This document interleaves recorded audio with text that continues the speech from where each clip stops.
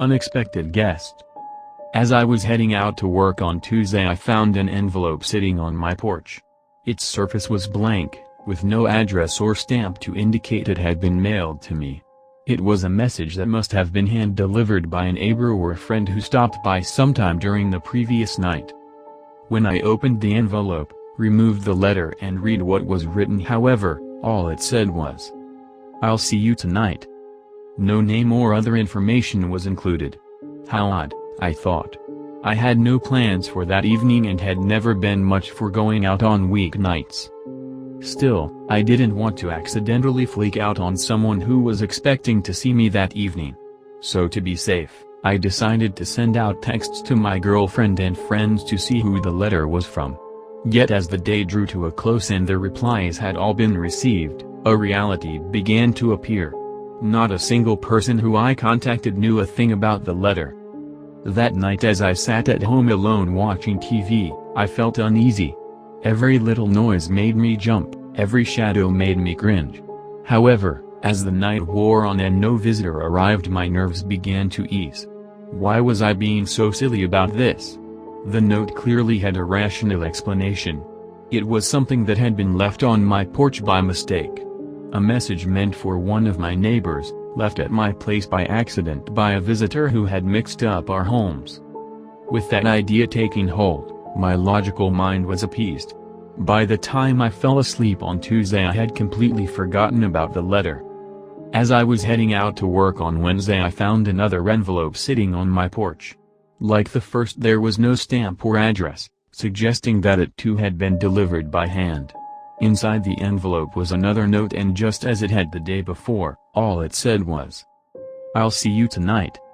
I spent the day calling and texting my neighbors.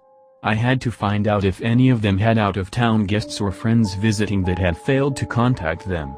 If so, I could let them know that their visitor had gotten confused and had been leaving messages at my house by mistake. As Wednesday grew old and I approached the end of the directory, I still had not located a single neighbor who had visitors or friends expected at their home. I was left again without answers. That night I sat in frightened solitude, trying to make sense of things. As the hours wasted away and still nobody arrived at my home, I began to believe that something else may be at play. I was being pranked. Drifting off to sleep on Wednesday night, I was already anticipating the letter I would receive on Thursday.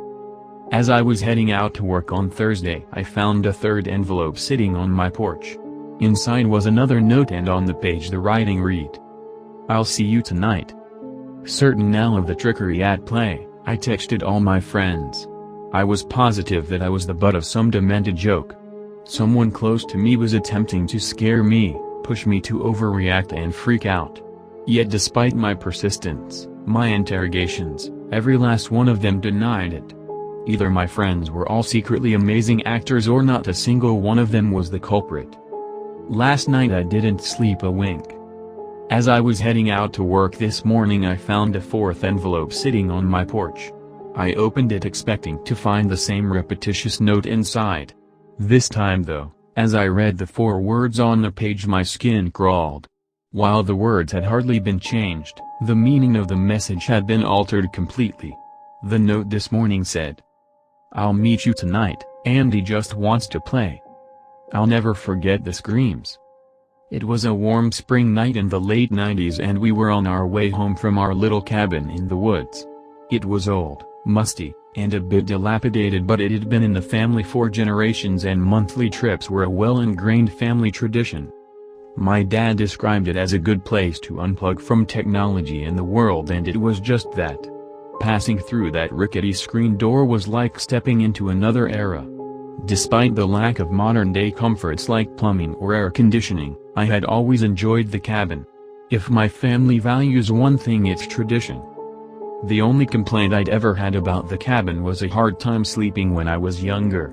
It wasn't necessarily the ever-present chorus of wildlife, buzzing insects, chirping birds, squirrels crashing through the underbrush.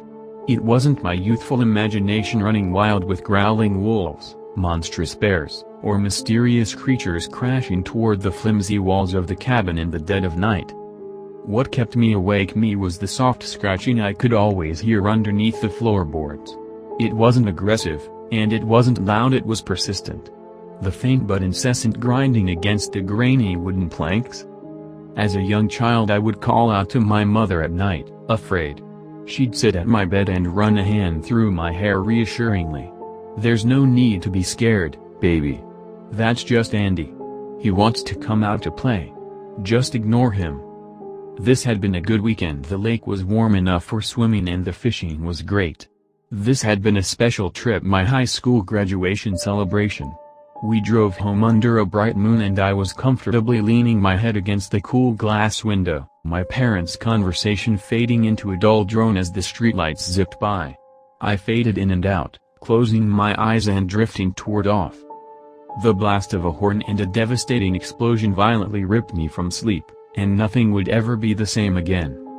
I was spinning. Broken glass shards flew through the air, tearing, slicing. My mother was screaming. I will never forget those screams. There was blood.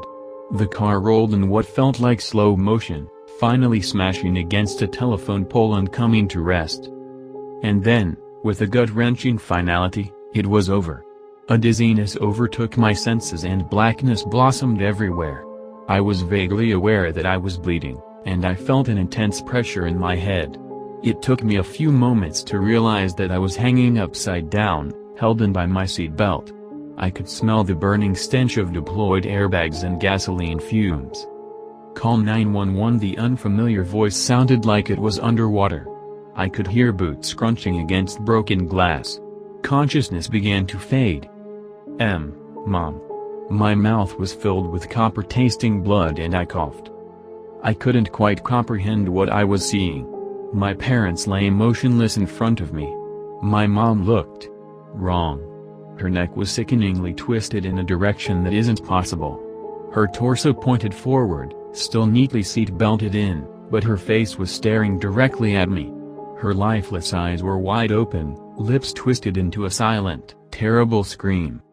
The car had crumpled in such terrific fashion at the driver's side that I couldn't see my father at all.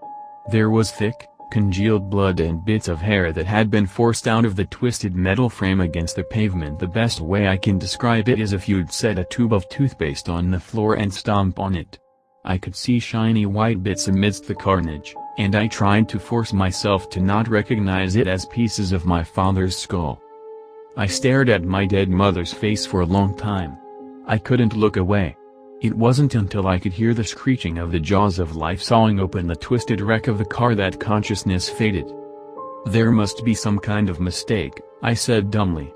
"I don't have a brother." The attorney shifted uncomfortably in his chair. "I'm afraid not, and I do apologize for being unfamiliar with your family dynamic, however the wording is quite clear.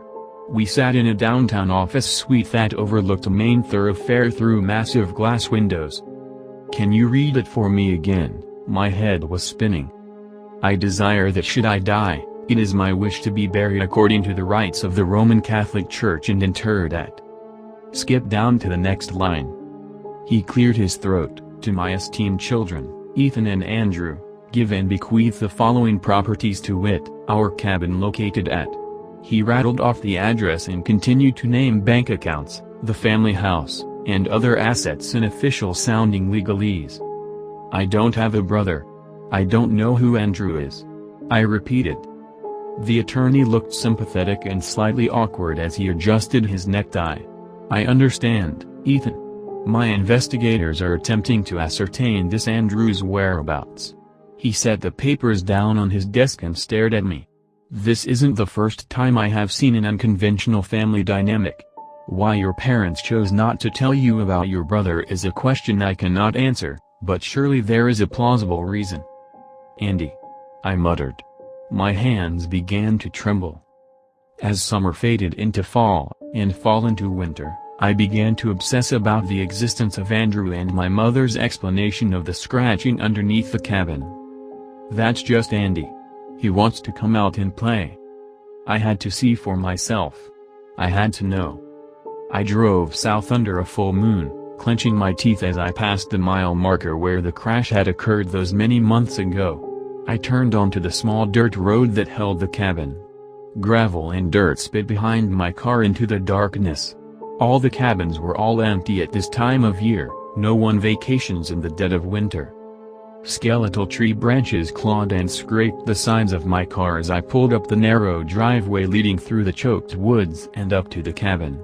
The small squat log cabin had none of its charm that it held in springtime. In the dead of this cold winter night, illuminated by nothing but my Chevy's headlights, it looked menacing. Haunting.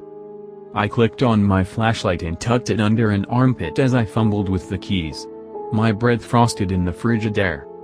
I unlocked the door and stepped inside. I stopped and listened closely. It was there. Faint, but present. Soft scratching, from underneath the floorboards. The hair stood up on the back of my neck and my heart began beating faster. A heavy padlock secured the small door leading to the crawlspace underneath the cabin. A little key accompanied the larger front door key on the keyring. It slid into the padlock easily. The little door groaned as I pulled inward and the padlock clattered to the floor. A stench assaulted my senses and I fought to keep my lunch down. It stank of rotten meat. It stank of death. My heart beat even faster.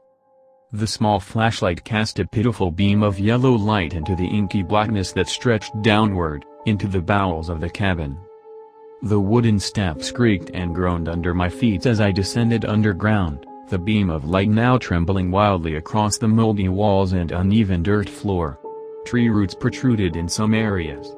The ceiling of the crawlspace was crisscrossed with thousands of shallow gouges and scratches. As I gagged on the foul odor, the beam of my flashlight illuminated the creature in a sickly yellow light. It sat on its haunches deep in the shadowed recesses of the crawlspace. I froze. Bile rose into the back of my throat and blackness ebbed into my vision as adrenaline dumped. It softly scratched on the ceiling with bony fingers that were too long. Its skin, white as curdled milk and horribly smooth, glowed against the flashlight. It didn't seem to notice me as it continued its relentless scratching on the ceiling with bloody and worn-down fingertips. Its ribs jutted out from malnutrition. It was vaguely human in composition, but at the same time totally otherworldly. Its eyes were completely white, like a cave-dwelling beast. I gagged again and that's when it noticed me. It snapped toward me, enlarged nostrils flaring angrily. I could hear a barely perceptible sniffing as it cocked its head and scrambled toward me at an astonishing speed. It used its hands as much as its legs in the cramped confines of the crawlspace, as a gorilla would. The way it moved was all wrong. It was fluid but primitive, like some kind of reptile. I screamed again, dropping the flashlight and scrambling up the staircase.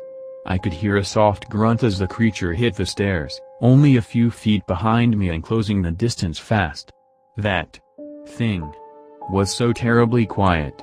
A cold, wet hand wrapped around my ankle like a nail. I felt another massive adrenaline dump and I lashed out with my free foot, catching the creature in its head. It tumbled down the staircase silently, the blackness totally enveloping it. I plunged out of the crawlspace, slamming the door shut and leaning against it, breathing heavily.